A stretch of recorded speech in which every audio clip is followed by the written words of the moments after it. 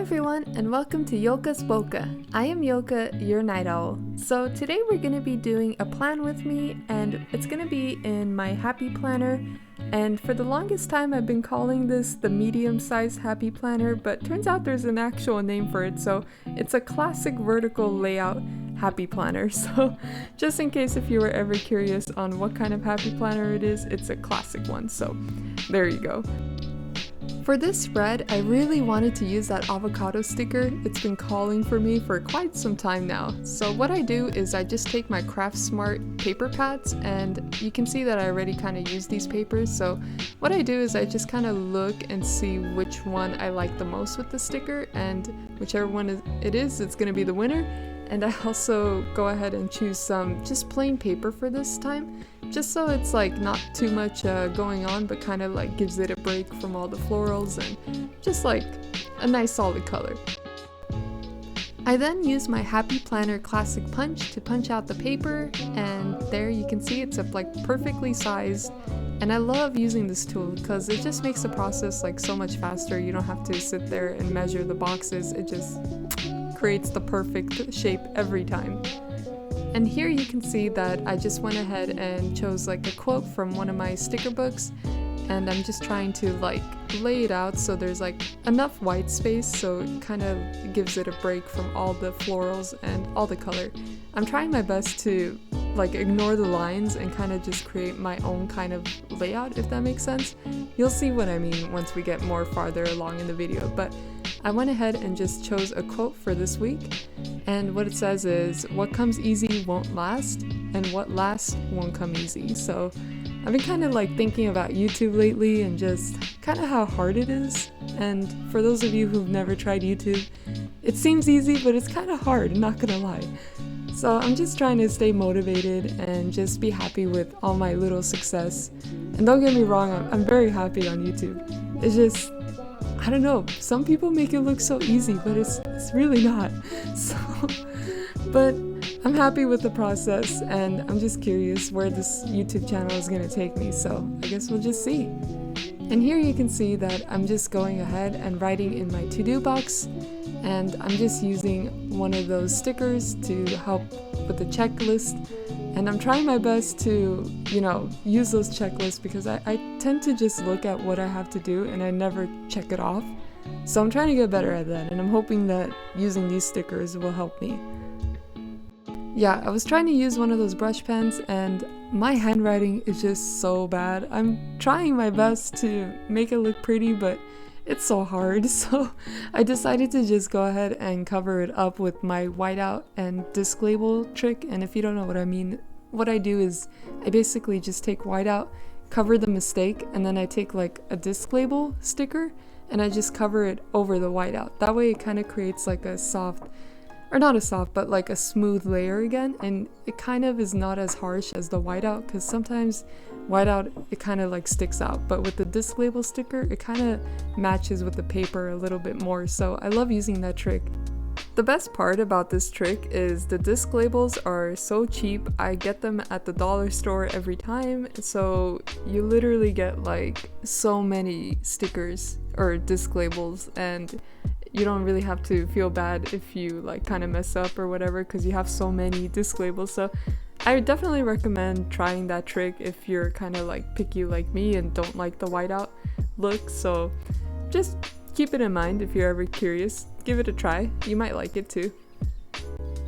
So for the Wednesday boxes, what I started to do was kind of alternate my washi tape, so you can see it starts orange and then florals and then that blue washi, and then we're back at orange again. So what I'm doing is I'm just kind of like creating a pattern, and I tend to kind of like that in my planners because it kind of just makes it a little bit easier to follow, if that makes sense. So you don't have to really think too hard about how to plan because you're kind of just following a pattern. And same with the stickers, like you'll notice that it kind of starts like with a big floral paper on top at the top left below the February, and then right down it starts with an avocado, and then right down is like another sticker, and then we follow that pattern again. and like on top of the Wednesday it's another sticker. So I don't know, to me I feel like once you have like a pattern or a certain layout that you follow, it just makes planning so much easier. And that way you don't have to really be like worried about what to do or how to plan or where to put what. It just kind of makes it a little bit easier. That way you're not too overwhelmed of like where to place things. It just helps a lot once you have like a layout going. And to be honest, I'm still trying to figure out how I like to plan. And it's just, you know, you have to try new things. You have to try and see what works for you. And it's okay if you mess up, because you can tell that I mess up a lot. Speaking of messing up, I really did not like how my cursive was turning out for the meal plan. So all I did was I just went ahead and white out everything. So I did my whole trick thing and I just went in with my midliners and I just wrote it in normal font. And I think I need to practice more with cursive before I give it another try, because it's not turning out. I've tried many times to add cursive into my planning and it just doesn't look good. So you can't go wrong with some midliners or whatever you use.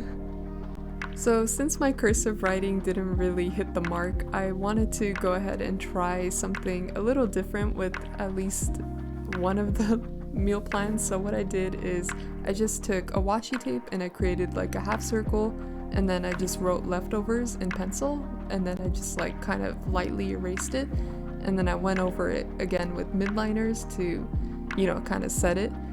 And then once it was like done drying, I just went ahead and like erased all the pencil markings. So I kind of like how that looks, because typically I write leftovers diagonally, so this kind of gives it like something different, and I might use that more in the future.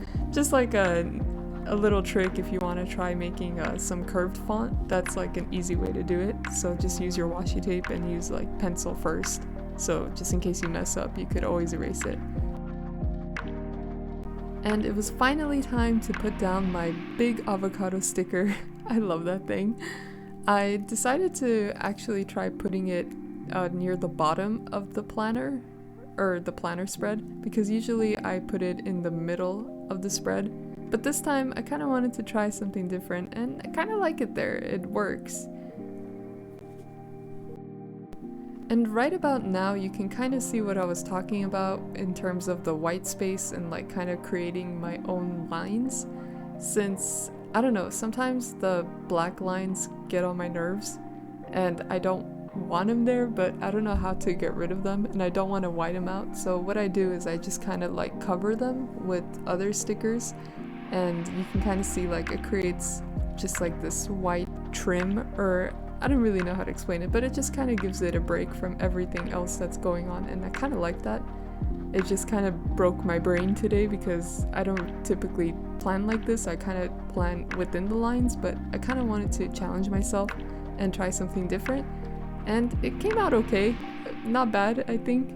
I definitely can improve, so I probably will try this method again. But yeah, for the first time it was pretty hard, and it really did like it made my brain kind of fried up, but it's so silly to say that about planning, but yeah, it really did. I also wanted to try something else and incorporate a shopping list into my planners, and here you can see that I kind of covered that to do with the important sticker.